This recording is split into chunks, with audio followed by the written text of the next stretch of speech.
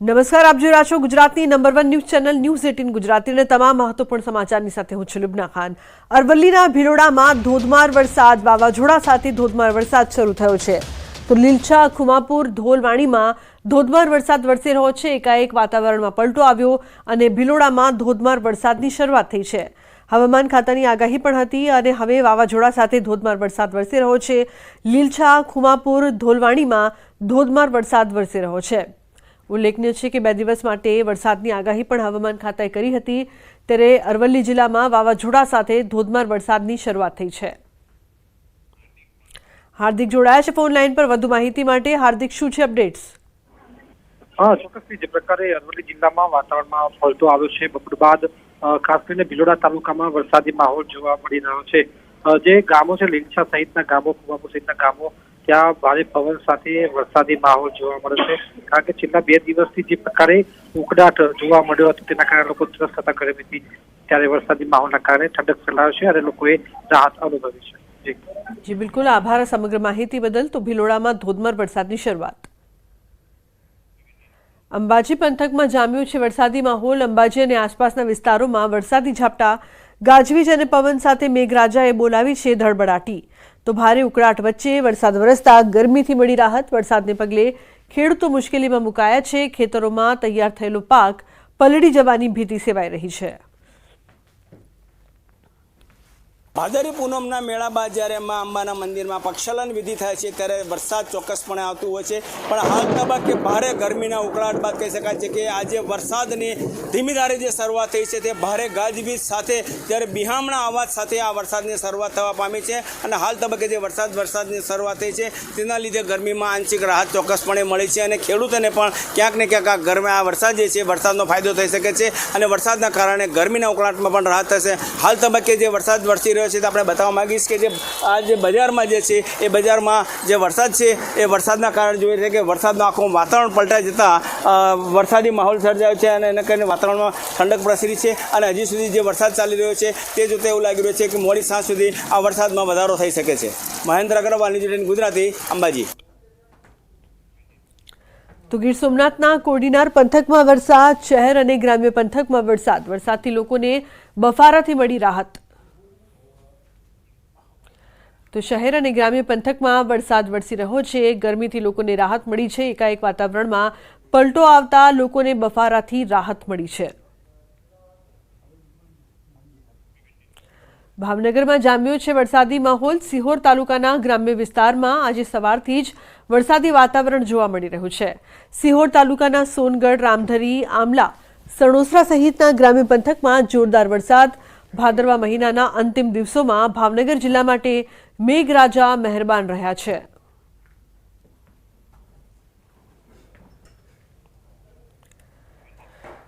તો ભાવનગર શહેરમાં મોડી રાત્રિ બાદ ફરી એકવાર વરસાદી વાતાવરણ જોવા મળી રહ્યું છે। શહેરના વિવિધ વિસ્તારોમાં ધીમી ધારે સાર્વત્રિક વરસાદ વરસી રહ્યો છે।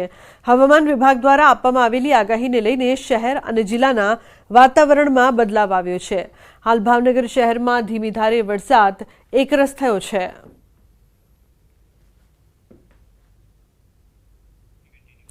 તો અમરેલી જિલ્લામાં જામ્યો છે વરસાદી માહોલ। સાબરકુંડલા, વડિયા, લાઠીમાં વરસાદ। જાફરાબાદ તાલુકામાં પણ વરસાદી માહોલ। તાલુકાના ગ્રામ્ય વિસ્તારોમાં પણ વરસાદ વરસી રહ્યો છે। તો જાફરાબાદ તાલુકામાં વરસાદી માહોલ, લોકોને ગરમીથી મળી રાહત।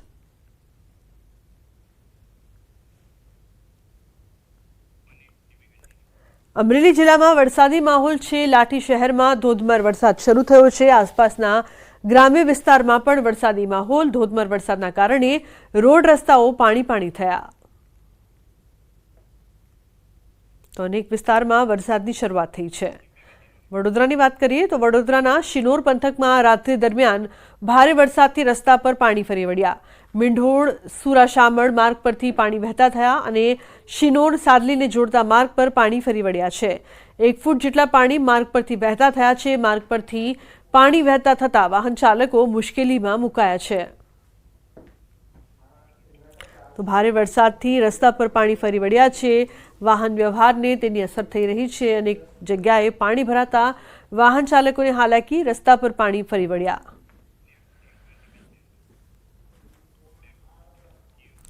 તો વડોદરા શહેરમાં ભૂવા પડવાનો સિલસિલો હજુ પણ યથાવત છે. અકોટા ગાય સર્કલ પાસે મસ્ત મોટો ભૂવો પડ્યો છે. કોર્પોરેશને બેરિકેટિંગ કરીને જગ્યાને કોર્ડન કરાઈ છે. મેયર પિંકીબેન સોનીએ લીધી છે સ્થળની મુલાકાત. વર્ષો જૂની ડ્રેનેજ લાઇન બેસી જવાના કારણે ભૂવો પડ્યો હોવાનું સ્વીકાર્યું. ડ્રેનેજ લાઇન લીકેજ હોવા અંગે અધિકારીઓનું ધ્યાન દોર્યું હતું. યોગ્ય પુરાણ ન કરવાના કારણે ભૂવા પડ્યા છે તેવું મેયર દ્વારા કહેવામાં આવ્યું. ભૂવાઓ પડતા હોય છે કારણ કે મોટો જવાબદાર જોવા જઈએ તો એન્જિનિયરો છે, કારણ કે જ્યારે એમને ખોદકામની પરમિશન આપી છે, જ્યારે એ લોકોએ અંડરગ્રાઉન્ડ વાયરો નાખ્યા છે, તો એ ટાઈમે એ લોકોએ કેવી કામગીરી કરી છે એ જોવાનું એમની ફરજ બનતી હતી, પણ એ ફરજ ચૂક્યા છે.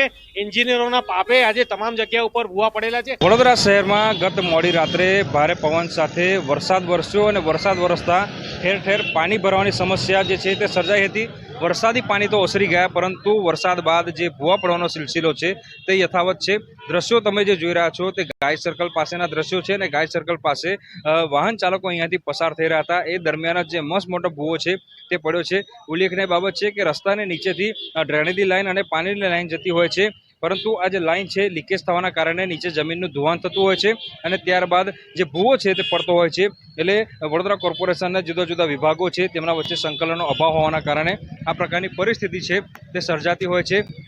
વડોદરા શહેરના મેયર પિંકીબેન સોની જે છે તે અહીંયા સ્થળ મુલાકાતે આવ્યા છે અને રસ્તો જે છે તે જોઈ શકાય છે કે કેટલી હદે વાહન ચાલકો અહીંયાથી પસાર થતા હશે. ખૂબ જ મોટી સંખ્યામાં વાહન ચાલકો જ્યારે અહીંયાથી પસાર થાય છે ત્યારે વડોદરા શહેરના મેયર છે પિંકીબેન સોની, તેમને જોઈ શકાય છે કે પિંકીબેન સોની અત્યારે અહીંયાથી પસાર થઈ રહ્યા હતા. તેમને આ ભૂવો જોયો અને ભૂવો જોયા બાદ તેઓ તાત્કાલિક જે અધિકારીઓ છે સંબંધિત વિભાગના તે અધિકારીઓને જાણ કરી છે અને તાત્કાલિક ધોરણે આ જે ભૂવો છે તેનું સમારકામ કરવામાં આવે તેવા આદેશ જે છે તે મેયર દ્વારા જે આપવામાં આવ્યા છે.